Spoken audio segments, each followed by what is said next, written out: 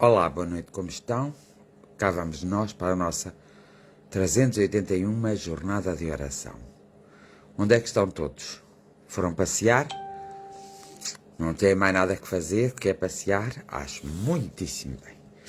Então, passaram bem o dia? Hoje está muito frio ou calor? Estão aonde?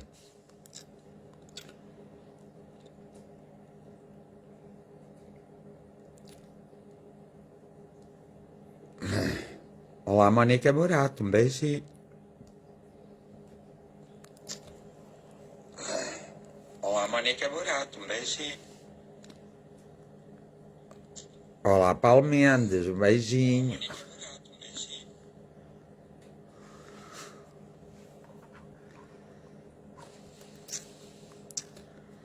Rita Muniz, Paulo Mendes, boas noites, beijinhos, que tudo esteja bem. Agradeço muito que vocês se preocupem com vocês, se preocupem comigo. Então, estão todos aonde hoje? Hoje não está cá ninguém, é? Só estamos nós os dois? Alzira Santos apareceu agora, como está? Boa noite.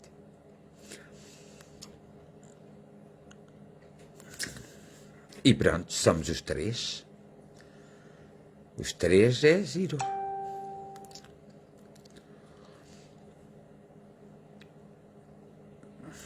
Então, não há mais ninguém hoje? Amanhã vais a Lisboa a uma consulta. Sim, senhora. Então, tenhas boa viagem e tem cuidado. Faz atenção, usa a máscara e faz distanciamento. Já tinha cumprimentado, Rita Muniz. Teresa Mota, olá, boa noite. É para todos ou para mim também?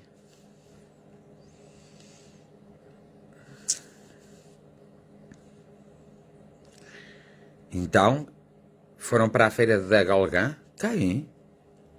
Quem é que foi para a feira da Golgã? Já-me que experimentar uma coisa.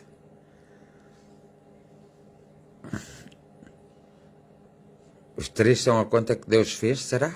Deus fez essa Teresa?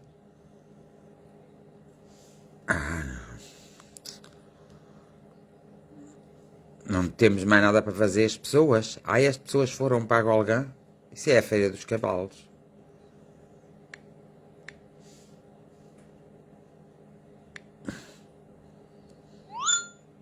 Ai, que giro.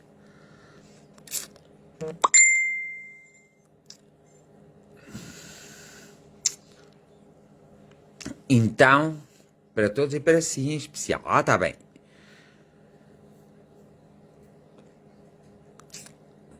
Boa noite a todos, um grande abraço. Não sei quem é que disse, mas alguém disse. Dete Margarida, como estás, querida? Boa noite, filha. Está tudo bem? Sim, senhora.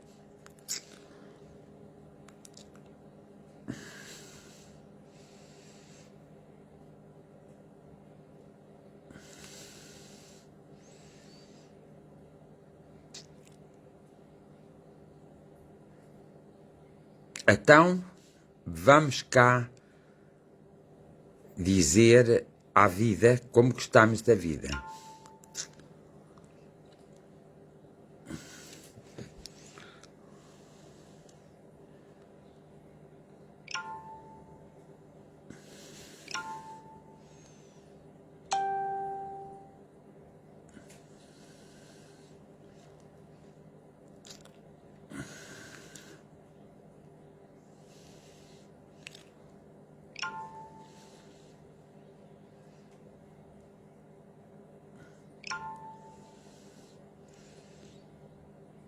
Estão todos bem, não estão?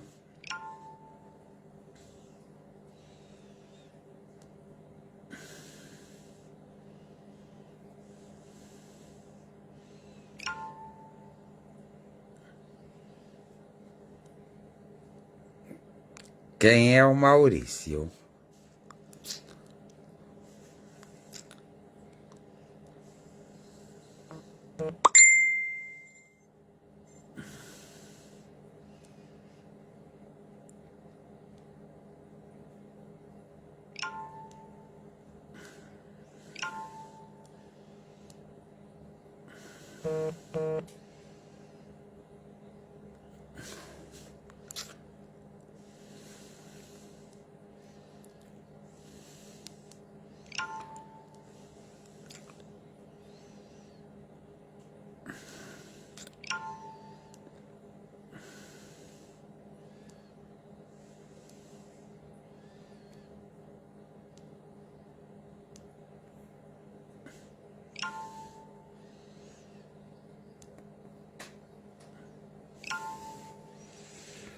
Estás nos limites. É urgente para ti, não é?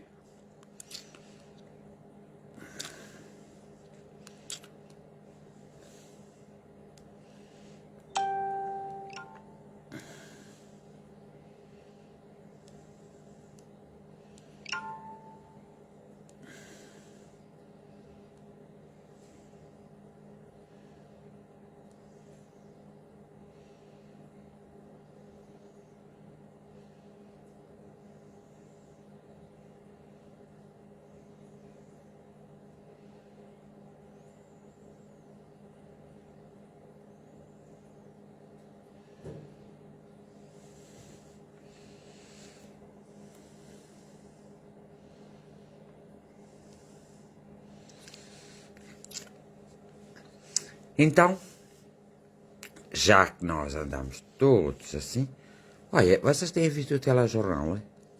Como é que está a questão virósica?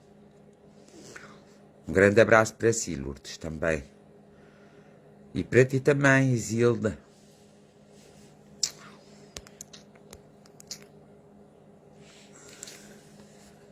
Um abraço enorme para todos.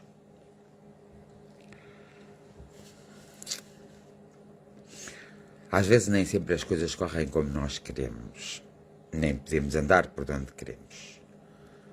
Fala-se numa quinta vaga. Então, mas já passámos a quarta. E a terceira. Não dei por nada. A Teresa Mota, é aí onde vives que está isso a acontecer ou é noutros sítios? Está a ficar mal. Está a ficar mal aí os casos. Teresa Simões. Abraço para todos. Ai, no país. Sim, mas o país tens de lembrar que é só Lisboa e Porto. O resto é paisagem. Eu gosto de dizer isto.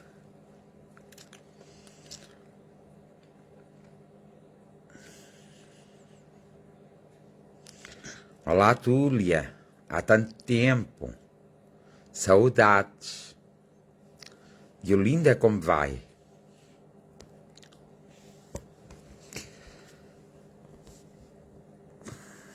Hoje está frio ou calor?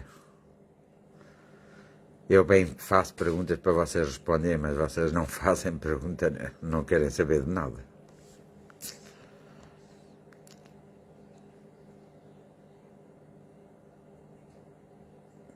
Prevê-se 200 casos por dia. Que horror. Olá, Carla Ferreira, então. 200 casos por dia em 2 semanas. Ih, meu Deus sagrado.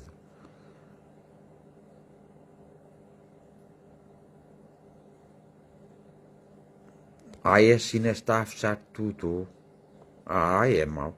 Então vá, toca a escrever para o governo português e dizer que vamos fechar também tudo e ficamos só cá nós dentro e vamos nos precaver que é para não haver mais nenhuma coisa nova.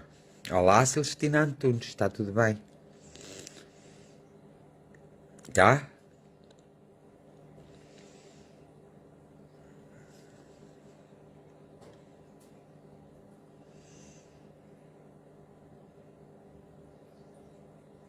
Boa noite a todos.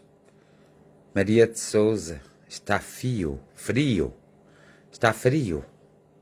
Está muito frio. Quem é que tem frio? Diz assim, eu. Vai aparecer aqui, tudo escrito. Eu. É muito giro. Então, hoje ninguém quer falar comigo. Boa noite, Cici Santos. Celestina Antunes, está frio. Olha, a Teresa Neto tem frio lá em casa. Olá, Carla Moio. Está tudo bem? Está fresco, diz o Mário Henriques. Ele é muito acalorado, o Mário Henriques.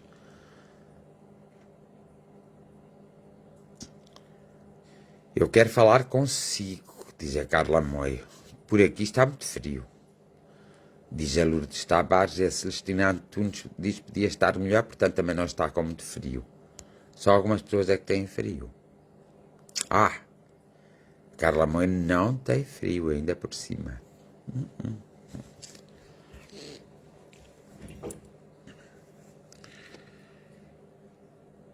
Então, vocês sabem que às vezes, dentro da espiritualidade e principalmente no espiritismo, existem vários fatores importantes que nós deveríamos às vezes tomar em atenção. Dentro do espiritismo existem as leis morais que nós devíamos cumprir muitas vezes e que devíamos estar atentos, porque essas leis morais têm muito a ver também com as leis morais no sentido humano.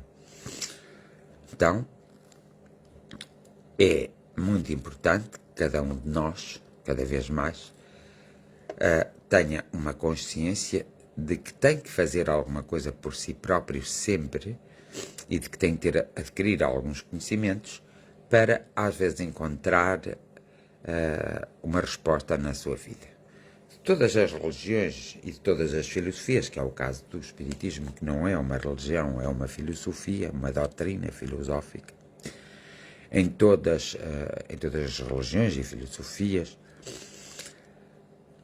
e até nas seitas, há sempre qualquer coisa que é verdade e há qualquer coisa que é mentira. Devemos ser nós que devemos perceber. Hoje em dia vê-se muitas pessoas à procura e em busca de respostas para a sua própria vida.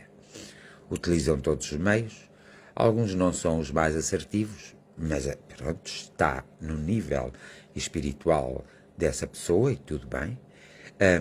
Outros são assertivos. Então as pessoas andam à procura, muitas pessoas andam à procura de respostas que elas próprias transportam dentro de si.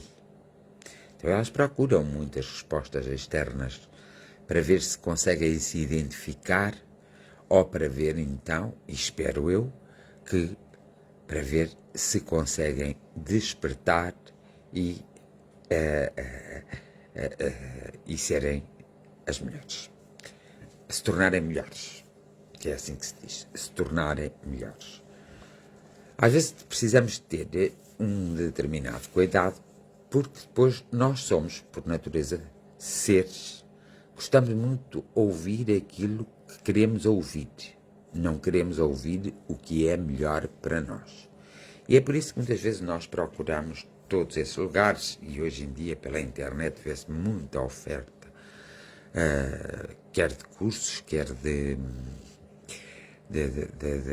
respostas, entre aspas, para os problemas sociais de toda a humanidade. O que não é bem assim. Nós temos que compreender as coisas como elas são. Então, muitas vezes ao procurarmos essas respostas, e sem procurarmos, alguém dá respostas. Segundo o Espiritismo, a comunicação que se dá entre quem já foi e quem está é uma comunicação que tem que ser muito cuidadosa e muito bem vista, já dizia Allan Kardec quando escreveu o Livro dos Espíritos, que é como se fosse, é o livro principal do Espiritismo, já dizia Allan Kardec, que se tem que ver, tem que se verificar e tem que se ver até que ponto todas as coisas são verdadeiras ou não, porque podem haver coisas que não são verdadeiras. Uma das coisas que não é verdade, e segundo o Espiritismo, é que alguém possa saber, alguém morre hoje, e alguém amanhã já possa escrever sobre o estado, como essa pessoa foi recebida na espiritualidade, o estado, portanto, como é que essa pessoa se comportou depois da sua morte física. Não é 1, nem 2, nem 3, nem 4 dias, porque muitas vezes nós desencarnamos tão rapidamente que nós somos transportados a hospitais espirituais, a lugares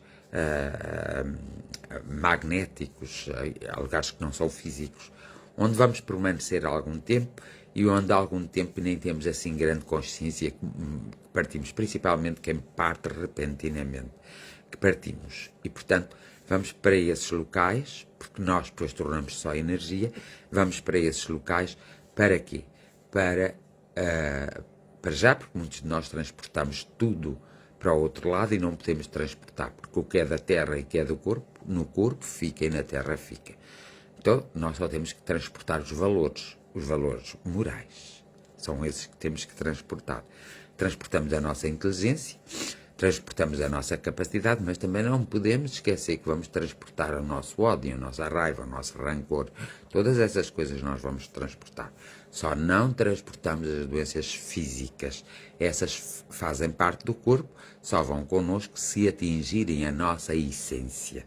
Ou seja, se a doença foi provocada pela própria essência, é porque nós, na essência, já estávamos doentes.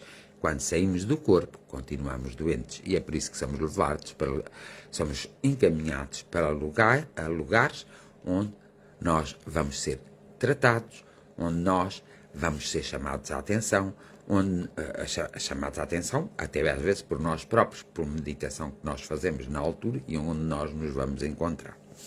Então é quase todo impossível alguém, rapidamente, no dia da morte dessa pessoa ou nos dias seguintes, dizer o estado dessa pessoa. E é o seguinte facto. O seguinte facto.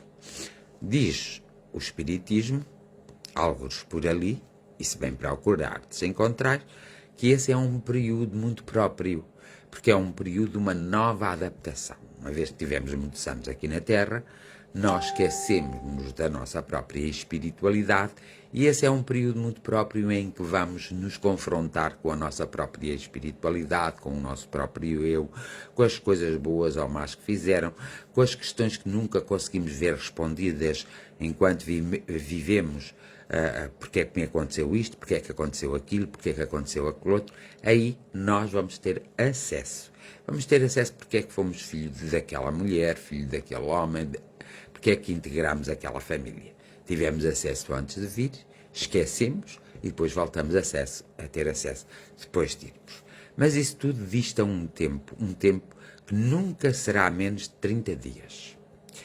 30 a 45 dias, esse é um tempo nosso. Portanto, nesses 30 a 45 dias, não é de todo provável que haja uma comunicação da pessoa que foi ou que haja informações da pessoa que foi.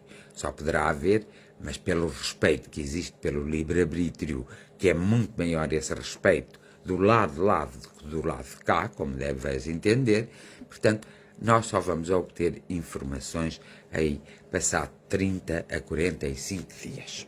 Se as coisas correrem bem, porque se não correrem muito bem, nós não vamos ter essas informações de imediato.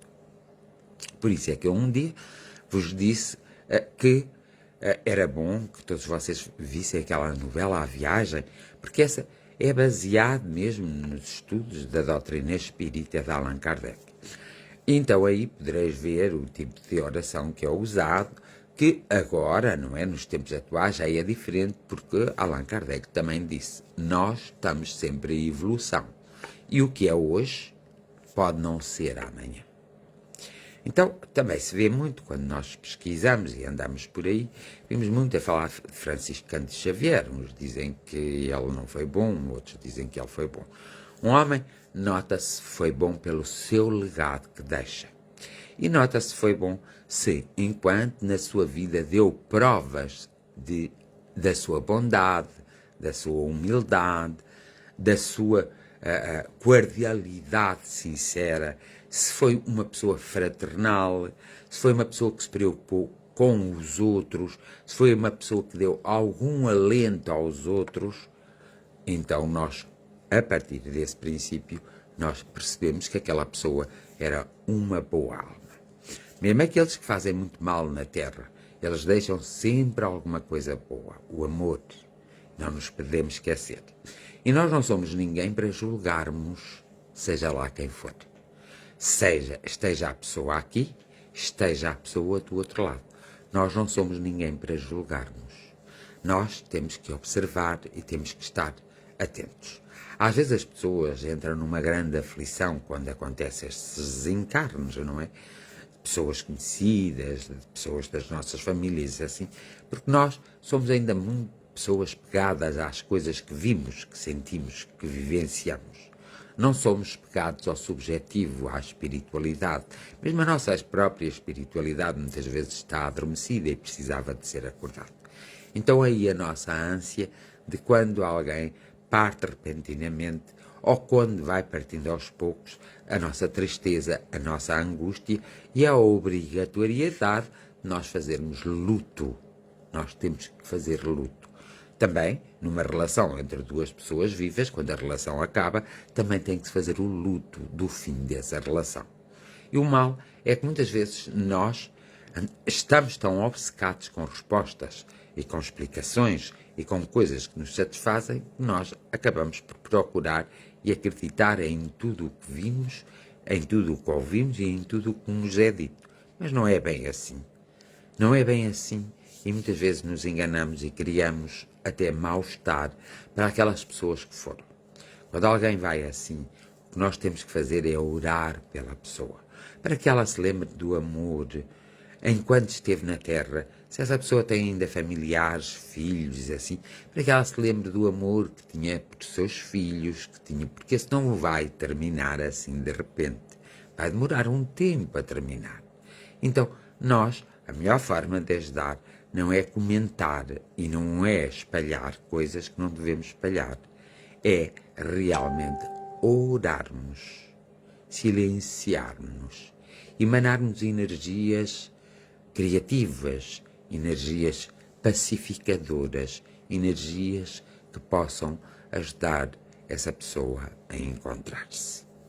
Às vezes faz-se um grande frenesim e fala-se de como foi a morte e diz-se, mas estava marcado, Eli. Tudo está marcado, mas tudo pode ser alterado. Também segundo a doutrina espírita de Allan Kardec. As coisas realmente estão marcadas, obedecem a uma determinadas regras.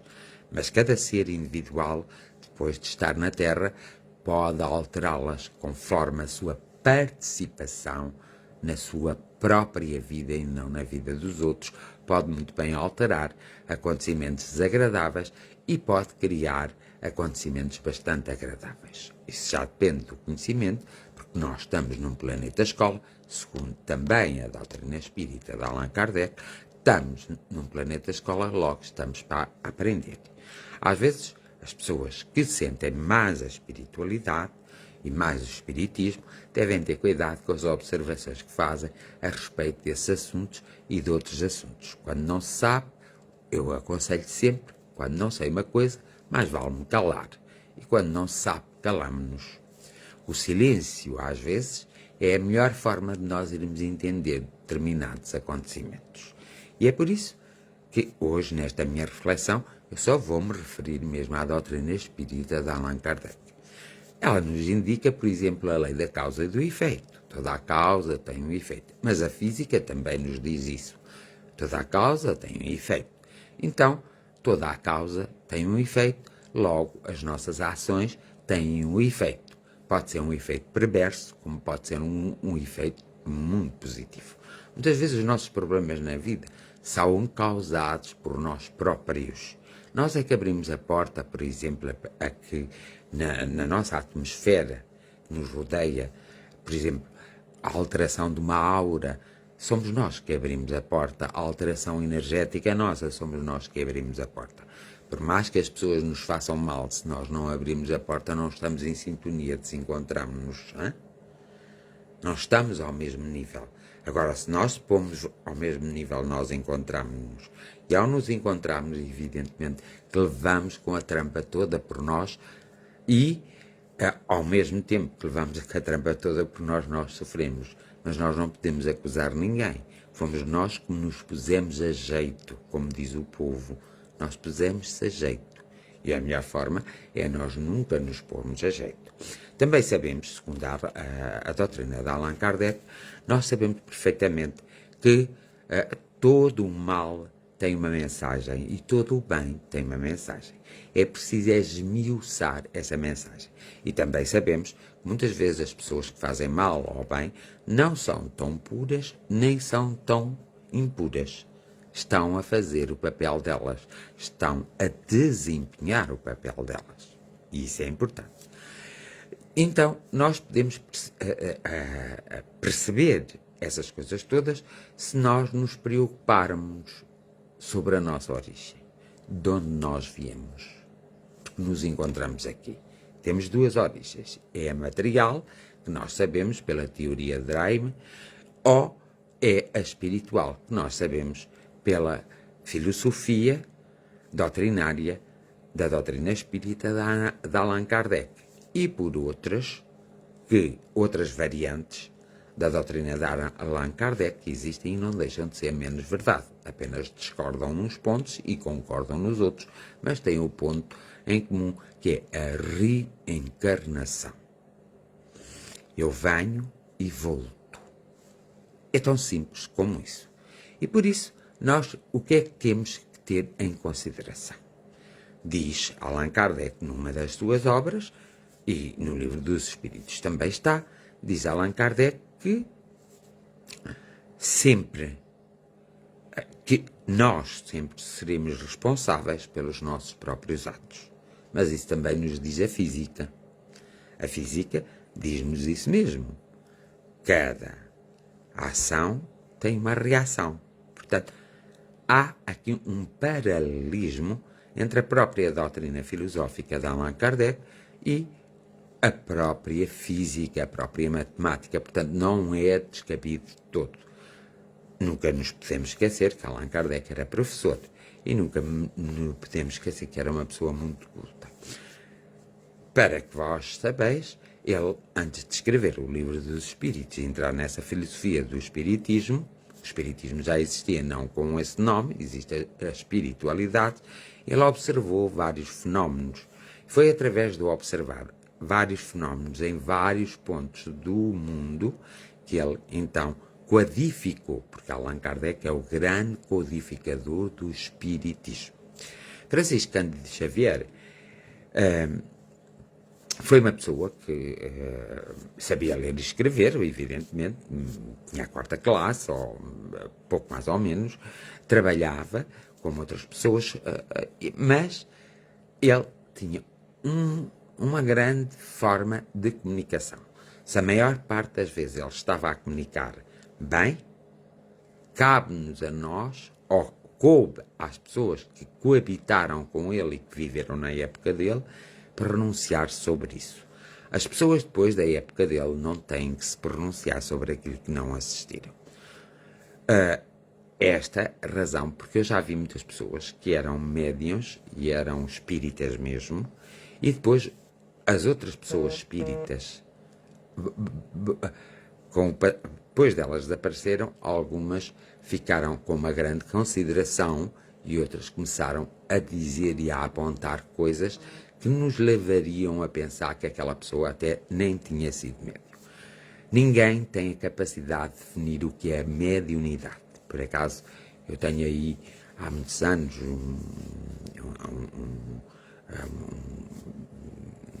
acho que há uns 10 livros a falar de mediunidade, e aquilo é interessante a falar-se, porque depois é interessante a estudar-se, porque foi alguém que realmente teve a ousadia, e acho que nós devemos ter a ousadia de estudar em profundidade, utilizando a linha de Allan Kardec, a mediunidade, mas utilizando também outras espiritualidades, a linha da mediunidade. Então, nós sabemos que há pessoas que têm uma mediunidade de psicografia, outras auditivas, outras que falam, ou seja, conseguem ligar-se à energia do ser espiritual e transmitem as mensagens. Mas conforme se ligamos a uma energia espiritual positiva, também, claro que tem o livro dos médiuns, Teresa, tem o livro dos médiuns, tem o livro segundo o Evangelho segundo o Espiritismo, as obras póstumas, tem a revista Espírita, que ainda foi no tempo dele e foi ele, tem Tem outros livros, como me vejo calcular, não vou agora lembrar aqui tudo, mas tem sete obras, mais a Revista Espírita. Pronto. Tem 7 obras, mais a Revista Espírita. O Livro dos Médios, o Evangelho segundo o Espiritismo, as obras póstumas, que foram obras que até é engraçado que nas obras póstumas há uma descrição que eu sempre discordei, que era uma pessoa que estava morta no caixão, tem o seu inferno, acho que é nesse até, uma pessoa estava no caixão e já estava a comunicar. Então as pessoas muitas vezes ao lerem isso pensam que isso é assim de todo possível. Não, isso só acontece mesmo em casos muito especiais. Já a pessoa que desencarnou tem que ser uma pessoa com um grande conhecimento espiritual para poder fazer uma coisa dessas. Por exemplo, quando se vê o filme O Nosso Lar, que foi escrito por Francisco Cândido Xavier, e o qual o Emanuel o foi encaminhando e estudando, e foi encaminhando e orientando, e aí então é que se formou o Nosso Lar. Evidentemente que o Nosso Lar é uma imagem daquilo que se passa na espiritualidade, não havia outra forma. Uma das coisas que Allan Kardec foi escrever no Evangelho segundo o Espiritismo foi para que a religião católica não se metesse com ele, e meteu-se mesmo com ele, mas a religião católica não se metesse com ele, e vocês vão reparar que o Evangelho segundo o Espiritismo é todo baseado nas coisas da Bíblia, em que Allan Kardec faz a sua reflexão e depois vem um espírito por fim e dá uma mensagem. É todo baseado assim. E então, mesmo o espírito que vem dar essa mensagem, no Evangelho segundo o Espiritismo, nós ao lermos a mensagem, vimos sempre que há as leis morais que estão aí a ser aplicadas e não outras leis, porque aquilo, o Evangelho segundo o Espiritismo é um livro de reflexão e é o que faz entre a ponte entre o catolicismo católico de Jesus Cristo, a religião católica, e a doutrina espírita, para não haver um desfazamento, porque a doutrina espírita não é uma religião. Muitas vezes as pessoas põem a doutrina espírita como uma religião e falam da doutrina espírita como se fosse uma religião, mas na verdade não é uma religião. O espiritismo jamais será uma religião. O espiritismo é uma doutrina filosófica. É algo que vem da filosofia. É algo que foi codificado por Allan Kardec e é uma via de evolução, de progresso. Portanto, lá não tem os castigos, diz os castigos, mas são os castigos que nós podemos proporcionar a nós próprios com as nossas atitudes, com as nossas palavras, com a nossa evangelização, porque poderemos dar uma pouca de evangelização. Pois há uma coisa muito engraçada que os espíritos têm a tendência. Uma coisa é dar um curso de espiritismo, outra coisa é estudar-se. Em conversa em grupo, não é? Pegarmos no Evangelho, no Livro dos Espíritos, nos livros dos médios e tentarmos compreender aquele capítulo. É o que as associações espíritas haviam de fazer e nada mais. Agora não poderiam estar a dar cursos espíritas porque ninguém tem essa capacidade. Ninguém tem essa capacidade no sentido que, para se ministrar um curso, é preciso ter determinadas nuances, até a nível material, e é preciso ter-se adquirido, não é? Determinada, por exemplo, um formador poderia fazer isso. Uma pessoa que tivesse o curso de formador podia fazer isso. Outra pessoa não o pode fazer, evidentemente, porque uma pessoa que aspira a ser pura pode o fazer. A pessoa que não aspira a ser pura e ainda mostra assim determinados preconceitos, assim, já não o pode fazer, por exemplo. É pela atitude, pela personalidade do indivíduo e pelo como o indivíduo reage uns aos outros. Uma pessoa que põe as outras pessoas contra as outras não pode fazer de maneira nenhuma, está fora de questão, nem é discutível. Só que as pessoas são humanas e, como humanas que são, esquecem-se da sua espiritualidade, esquecem-se das consequências espirituais e pensam que podem fazer tudo. Não podem fazer tudo. Não podem impor. Têm que deixar o tempo certo da outra pessoa ter uma aceitação, ou seja, da outra pessoa conseguir no seu interior encontrar-se. E há um defeito muito grande que os médiuns têm, é assim, que é tudo logo é uma obsessão. Tudo logo é alguém que está a perturbar. Então, liga-se muito à obsessão, esquecendo-se que a obsessão é provocada por nós próprios. Nós é que somos pessoas muito obcecadas. Por exemplo, há algum tempo, não interessa quanto, numa reunião espiritual em que eu estava presente, não é? Não estava aqui presente na Terra, estava lá. Houve essa discussão dessa forma, não é? De ser, das obsessões. E uma das coisas que eu fiquei muito triste, porque nunca tinha tido a noção, é o quanto nós fazemos sofrer as pessoas que já foram embora.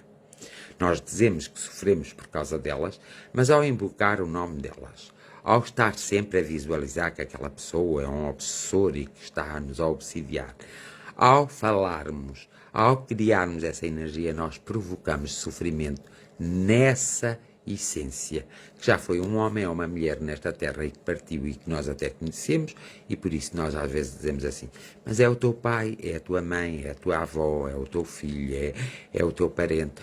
Portanto, quando é no mal, nós forçamos muito a barra e não devemos forçar muito a barra, temos que ter uma certa consideração. E temos que a ser pessoas respeitosas. A partir do momento em que nós não somos respeitosos, em que nós não temos o sentido do perdão, o sentido da compreensão, em que nós não sabemos meter no lugar do outro, em que nós não sabemos compreender o acontecimento em si. Quando eu, por exemplo, vos digo assim muitas vezes, isto é uma guerra biológica que nós estamos a passar, eu não estou a dizer nenhuma asneira, porque é mesmo uma guerra biológica. Muitos dizem assim, muitos espíritas dizem assim, não, mas isto está a ser controlado pelos seres espirituais. Pois estão todos errados, porque não está a ser controlado por ninguém. Porque tudo o que o homem fizer é da responsabilidade do homem.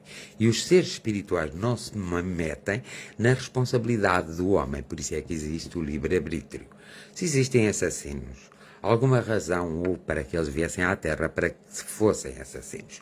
Vocês lembram-se que há um tempo atrás de eu vos contar uma história, mas nunca vos disse que a história foi escrita, não sei se disse ou se não disse, foi escrita por uma escritora nossa que escrevia contos para crianças. E um dos contos é esse conto.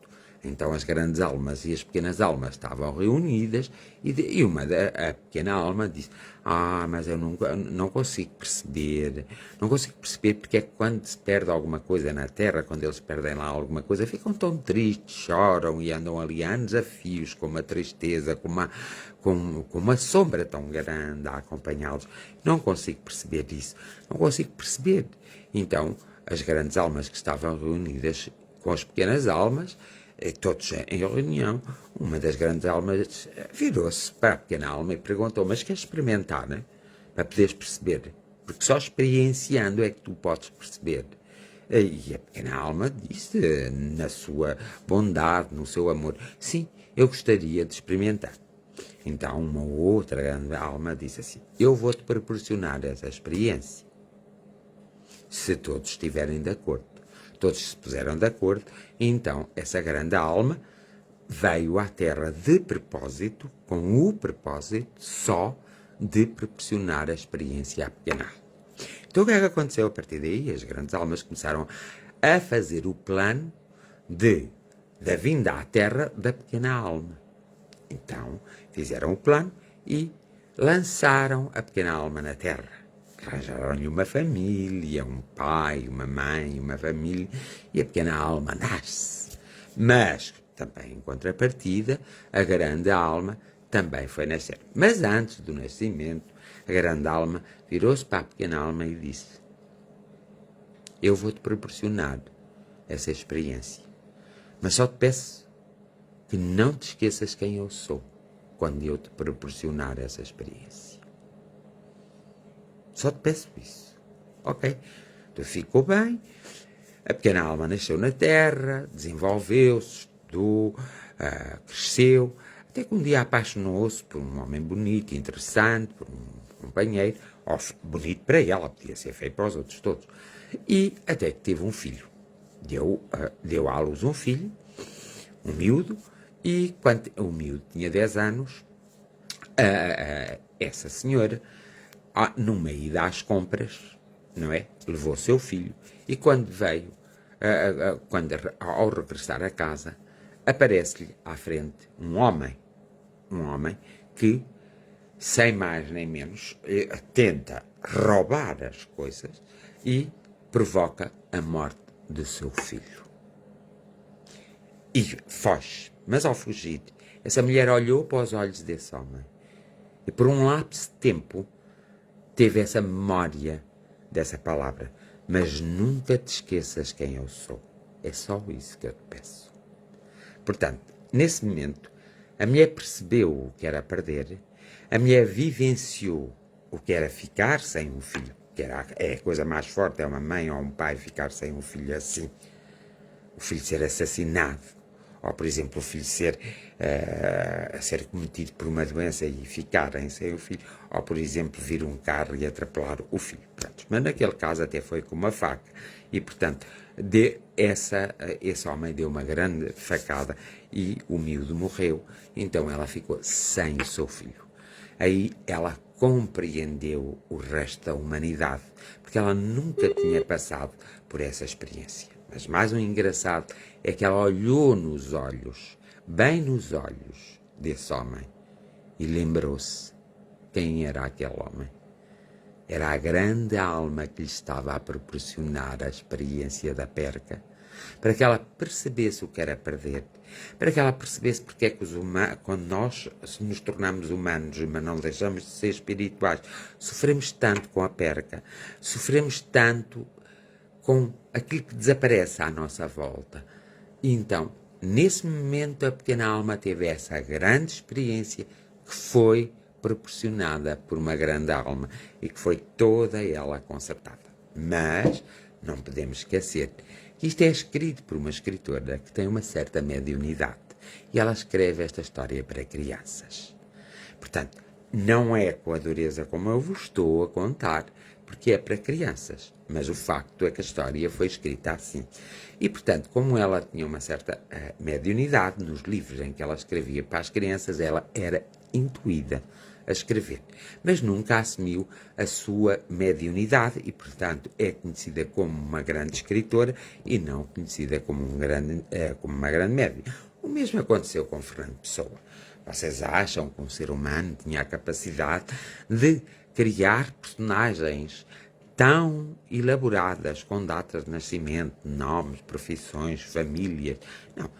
Fernando Pessoa apenas tinha uma mediunidade muito intuitiva e tinha uma comunicação com a espiritualidade fora do vulgar. Então aquelas pessoas que escreveram, que eram todas a nível terreno, não mostrando nenhuma espiritualidade, e além de tudo, Fernando Pessoa era uma pessoa muito espiritual, então ele foi escrevendo através dos heterónimos. E os heterónimos não são mais nem menos do que seres espirituais que, então, lhe permitiram a ele escrever, não só para ele refletir, mas para depois que a humanidade refletisse.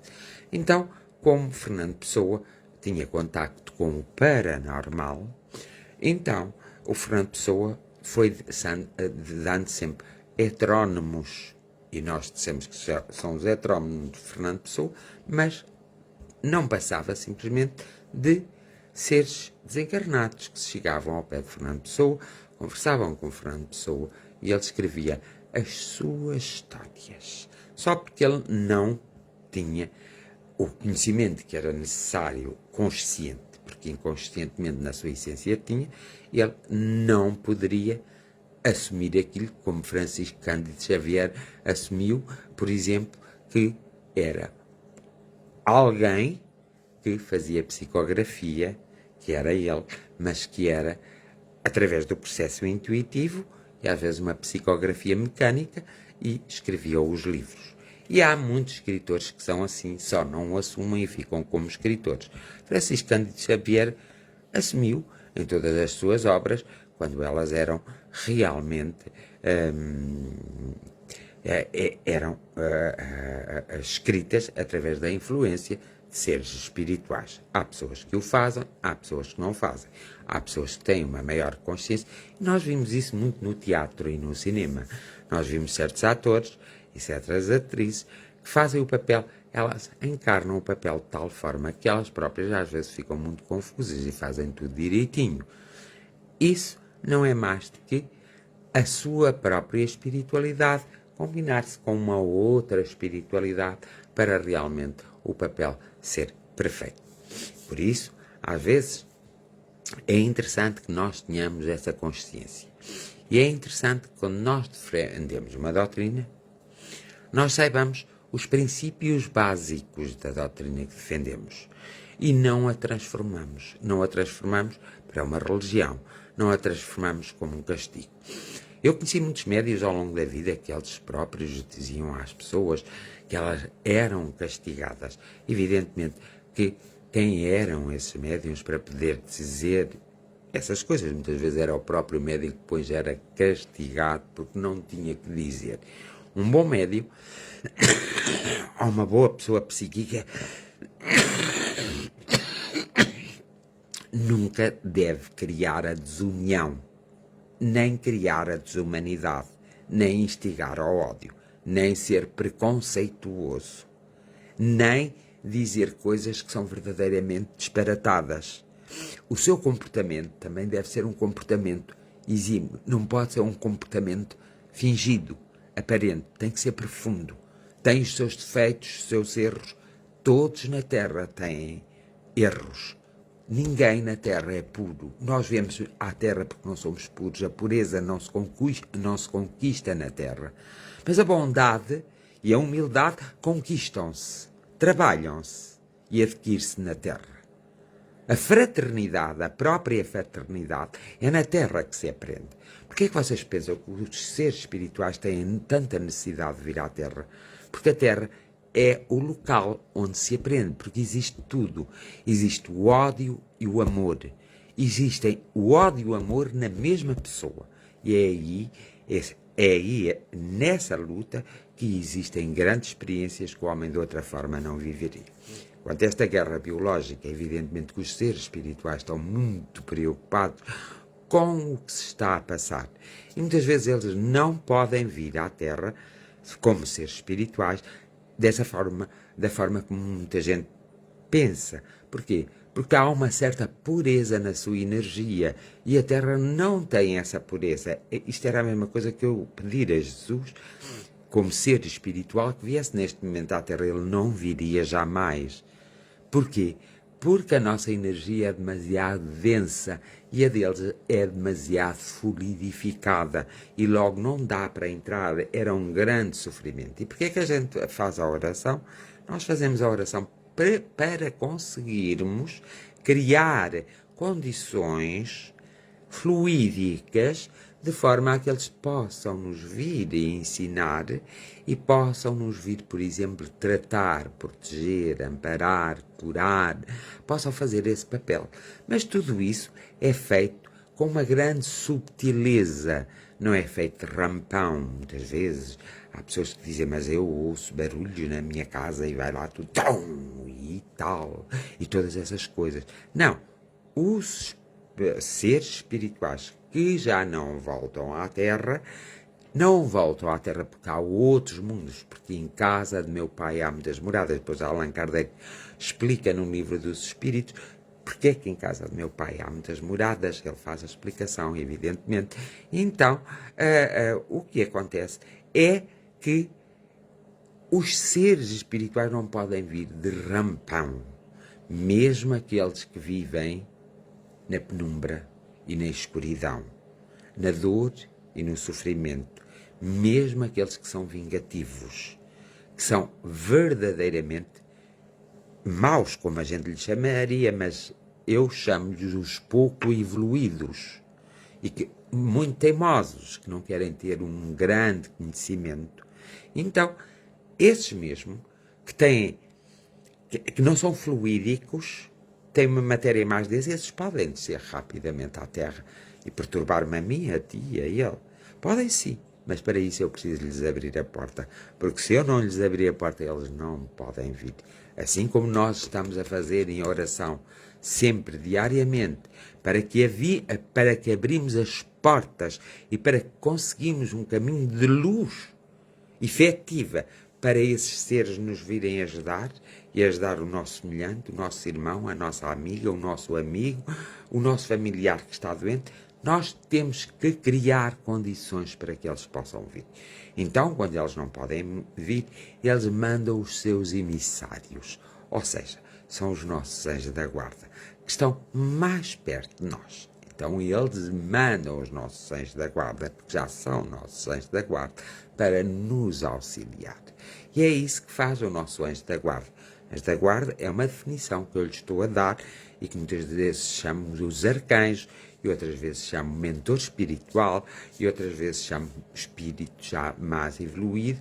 Não quer dizer que não tenha que vir à Terra, mas a missão dele, neste momento, é acompanhar-me a mim, a ti e a ele.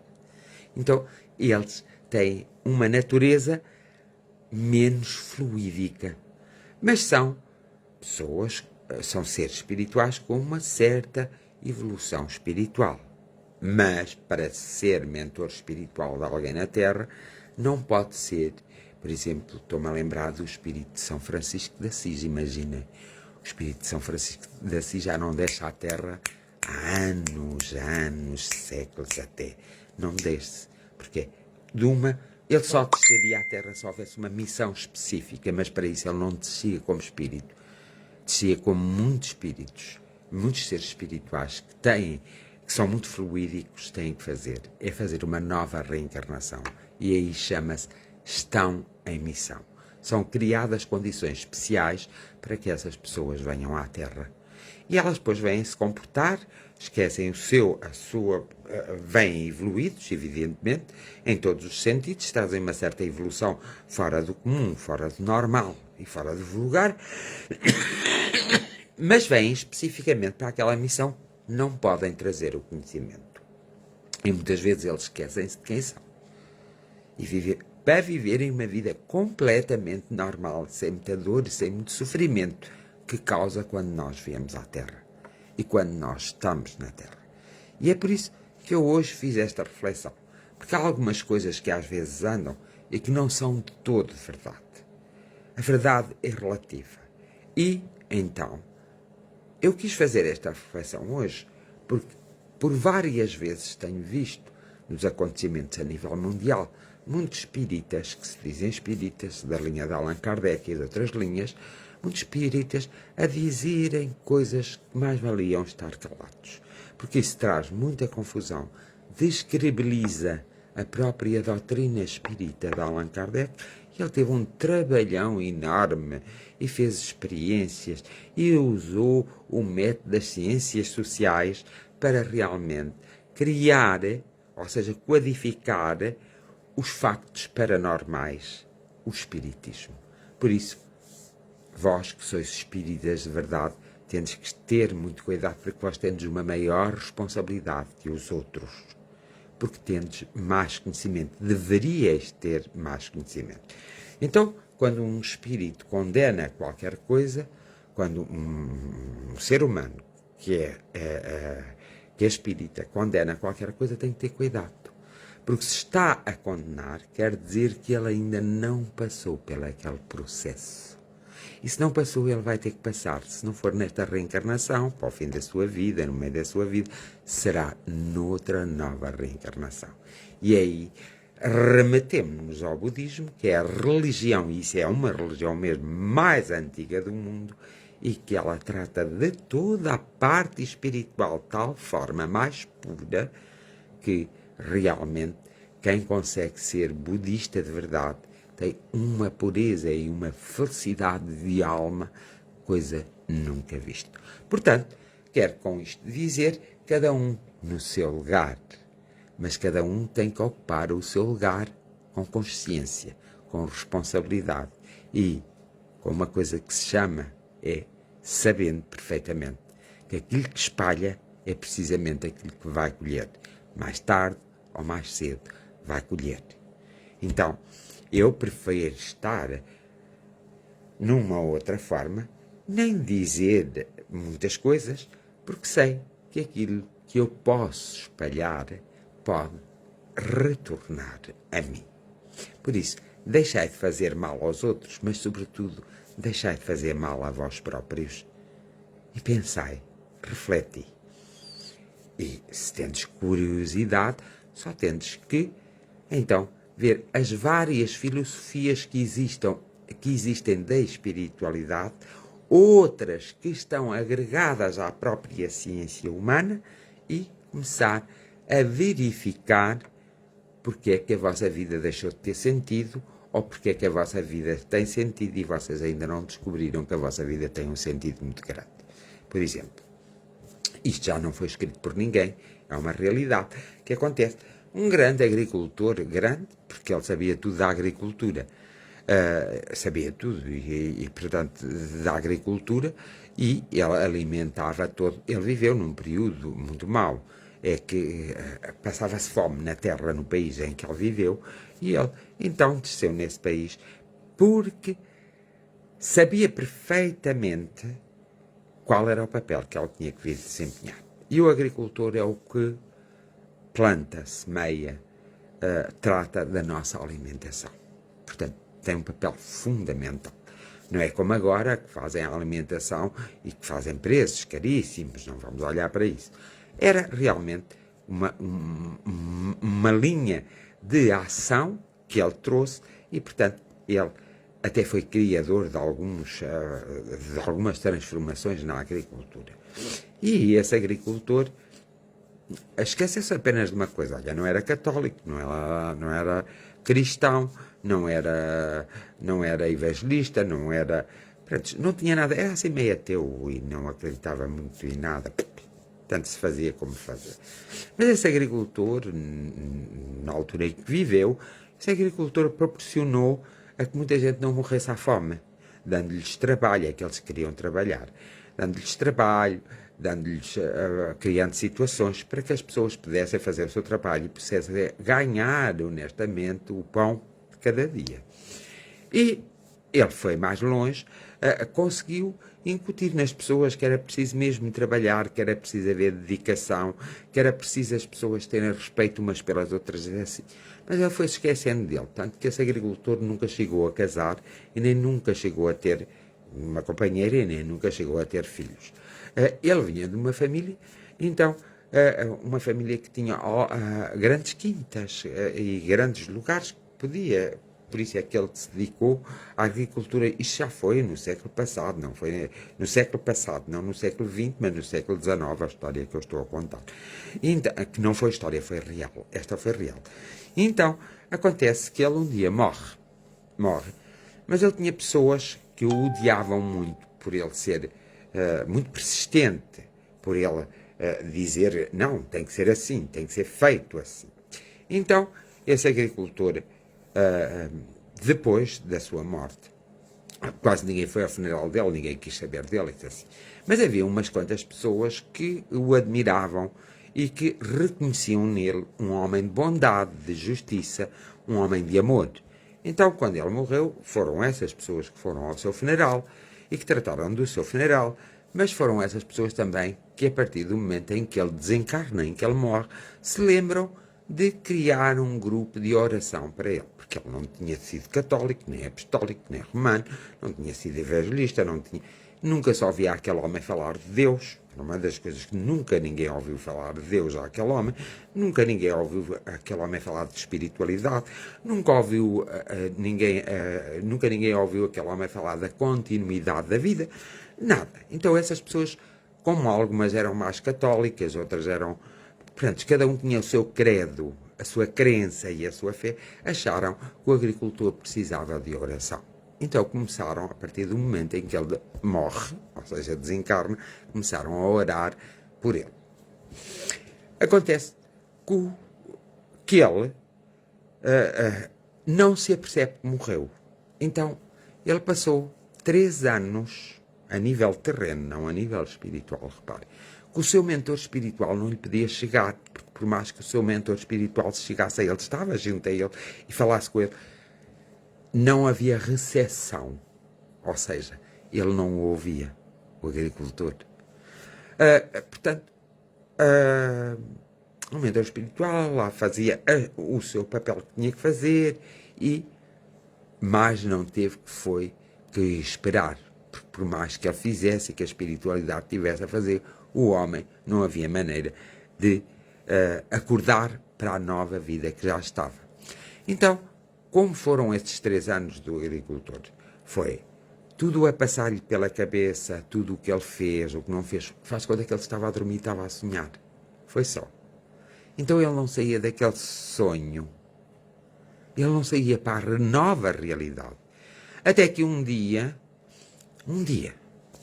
aconteceu. O mentor não podia fazer nada, então, até que um dia, ele, nos sonhos dele, que ele pensava que estava a sonhar, começou a ouvir o nome dele. E começou a ouvir que estavam a pedir a Deus. E ele nunca se tinha lembrado disso. E até acendeu umas velas, e ele começou a ver uma luz lá longe, e começou a ver aquelas coisas todas. De repente ele vai assim, que raio, como aconteceu? Mas tinha passado 3 anos que ele tinha desencarnado. 3 anos, que ninguém tinha notícias dele, nem ninguém sabia nada dele. Foi aquele grupo de pessoas só que se preocupou com ele. Mas ninguém, porque o seu mentor não podia comunicar com ele, porque não havia meio de comunicar. Essas pessoas demoraram 3 anos a arranjar meio de comunicação para que ele se despertasse do outro lado da vida e para que ele conseguisse comunicar com o seu mentor espiritual e com a própria espiritualidade. 3 anos. Até que ele conseguiu, através da oração vinda da terra, para o espaço em que ele se encontrava. Tal e qual, foi assim que aconteceu. Ele despertou de repente, percebeu, automaticamente, quando ele ouvia a palavra, meu Deus, tem compaixão, depois dizia o nome dele, meu Deus, tem compaixão. Eles, todas as semanas, eles, durante 3 anos, eles juntavam-se e oravam por esse agricultor, o qual eu não vou dizer o nome, evidentemente. Ao fim de 3 anos, ele ouviu. Ele começou a ver uma luz ao fundo de um túnel grande, porque ele pensava que estava na cama dele a dormir e a sonhar. Mais nada. Ele simplesmente cortou todo o meio de comunicação. Então foi a oração dessas pessoas que o despertou. E quando ele ouviu, então, meu Deus, amerceia-te, tem compaixão de... É que de repente ele interrogou-se a ele, alto, eu não estou a dormir nem estou a sonhar. Esta é uma nova posição. Esqueci-me completamente da existência de Deus. E assim que ele disse, esqueci-me completamente da existência de Deus, o seu mentor espiritual teve a porta aberta para poder encaixar e disse-lhe, sim, irmão, esqueceste-te. Eu estou aqui já há muito tempo à tua espera. Tenho conversado contigo e tu interrompeste. Mas eu fui assim tão mal? Não desempenhei a minha missão, meu bom irmão? Perguntou ele ao seu mentor espiritual. O mentor espiritual virou-se para ele. Não, tu fizeste tudo correto. Não há nada a apontar, a tua missão foi um êxito. Mas esqueceste-te da tua própria espiritualidade. Esqueceste da tua continuidade. E por isso, quando tu desencarnaste, não havia continuidade para ti. E tu impediste-me, pois, que eu te acompanhasse ou conversasse contigo. E foram os teus amigos, os teus irmãos que ficaram na Terra, que durante este tempo todo, nunca se esquecendo de ti e visitando onde o teu corpo foi sepultado e orando por ti, fez com que tu despertasses. E tu poderias despertar mal que cá chegaste, se te tens lembrado e se tens questionado a tua própria espiritualidade. E aí não terias este tempo todo que tivestes. Por isso, vamos, porque temos caminho a fazer.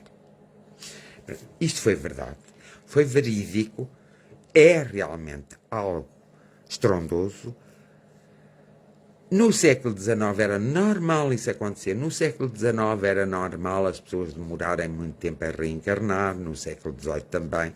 Hoje não, hoje é tudo muito rápido, por isso é que vai sempre aumentando a população, porque muitos são os que entram e poucos são os que saem. Por isso é que às vezes é preciso haver uma bandada natural para saírem muitos e voltarem numa nova forma e poderem fazer coisas maravilhosas, porque senão não fariam coisas maravilhosas. Então, dito isto, quando eu digo que estamos numa guerra biológica, estamos numa guerra biológica. Foi provocada pela mão do homem. É o homem que tem que resolver. O que é que nós temos que fazer? Qual é o nosso papel? É unir-nos cada vez mais em oração. Uma oração sincera, honesta. É descobrirmos a nossa própria espiritualidade. É utilizarmos os nossos próprios conhecimentos das vidas passadas. Porque todos nós já tivemos experiências assim. Todos nós somos um manancial de conhecimento, só que esquecemos. Pois queremos agarrar noutros conhecimentos, esquecendo. E não fazendo um esforço para se lembrar que já passámos por essas experiências. Então, eu desejo que todos comecem a pensar seriamente. Será que tu és só humano? Que nascestes? Reproduziste-te? Vivenciaste e agora morres e acabou tudo? Pois se assim for, eu não acho lógica à vida e nem acho graça estarmos cá em baixo. O melhor é tudo de ir embora. Agora, se é de facto uma escola de aprendizagem, como diz a doutrina filosófica de Allan Kardec, o grande codificador do Espiritismo, tem mais lógica do que até algumas religiões. Não falando na budismo, porque o budismo é a que está mais pura em questão da evolução espiritual. Ok? Ficamos por aqui, porque já estou há muito tempo a conversar convosco. E não é que não valha a pena, vale sempre a pena, mas já é muito tempo. E por isso ficamos por aqui e vamos à nossa oração. E a minha oração hoje é muito simples, uma vez que já estamos aqui há muito tempo, a minha oração é muito simples. A minha oração é dirigida aos mentores espirituais para que despertem em nós a maior força possível, a maior motivação, o maior conhecimento que nós temos, para que cada um de nós seja desperto ou despertado, a fim de usarmos as nossas armas nesta luta que nós temos no nosso dia-a-dia neste planeta Terra, que sabemos que é um planeta em que nós aprendemos e em que nós experienciamos o bem e o mal, o certo e o errado, em que nós somos um dia por um minuto uns santos e um dia por um minuto ou dois uns diabos, em que a nossa parte negativa está mais desenvolvida do que a nossa parte positiva e nós precisamos nos equilibrar. E às vezes não temos força, não temos coragem, desanimamos muito. E é essa a intenção da oração nossa de hoje.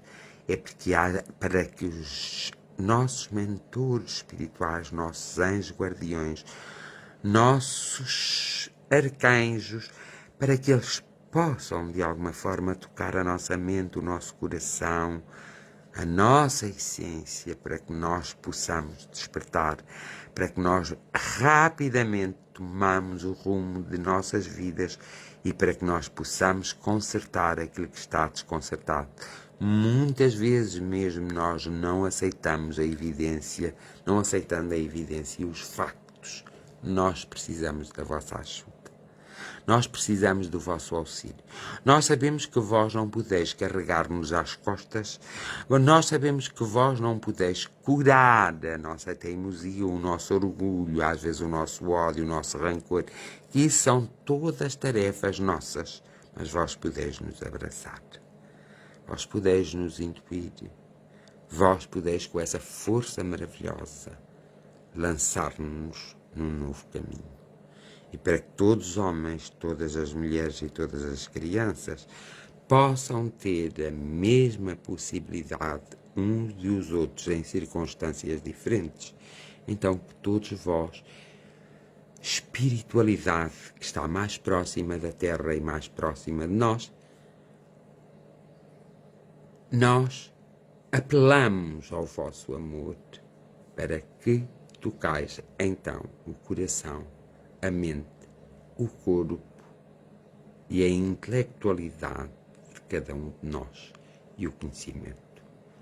Para que nós tenhamos a coragem e a audácia de descobrir mais sobre nós próprios e para que nós tenhamos a força para nos proteger, a força para vencermos as escabrosidades de todos os carreiros que ainda temos que passar e para que nós saibamos preparar-nos sempre que todos os dias nós perdemos, todos os dias nós ganhamos. Então, para que nós estejamos atentos a essa perca e a esse ganho e para que nós possamos criar coisas que sejam úteis para o bem comum e não criar coisas que são perfeitamente inúteis para o bem comum. Que tenhamos a consciência da continuidade da nossa vida, que tenhamos consciência que somos seres espirituais encarnados e que voltamos para a nossa própria espiritualidade, para a nossa pátria. E com isto, nós vos agradecemos do fundo do nosso coração, do fundo da nossa alma. Nós vos agradecemos mesmo de verdade. Esse contributo vosso, que é feito com fraternidade, que é feito com amor, que é feito com criatividade e que é sentido quando nós nos predispomos a sentir. Bem-haja a vós, amigos espirituais de sempre. A nossa mais profunda gratidão e o nosso mais profundo amor. Bem-haja mesmo. E assim, dou por terminado a nossa jornada de oração de hoje. Não sei se volta amanhã ou quinta-feira. Um dos dias voltarei. Até lá, peço-vos encarecidamente, protegei-vos, animai-vos, ide ao vosso interior buscar a vossa força que ela está lá, buscar as armas porque elas estão lá. É só preciso vocês descortinarem-nos e façam a oração diariamente. Orai para a natureza, orai para o universo, orai para qualquer sítio, para qualquer lugar. Orai, seja por quem for, mas orai. E orar é conversar com o subjetivo. Conversai imenso. Então, vos deixo com a intenção da paz e da tranquilidade. Vos deixo agora, neste momento, com a intenção da proteção, da evolução e da abundância. Desejo-vos com a intenção da cura e da descoberta de vós próprios. E que a cada um seja concedido o que lhe for devido, e que a cada um seja concedido o que lhe for devido, e que a cada um seja concedido o que lhe for devido, e que a mim seja-me concedido o que me for devido. Bem-haja a todos, amor e gratidão para todos. Até amanhã, ou até ao dia seguinte.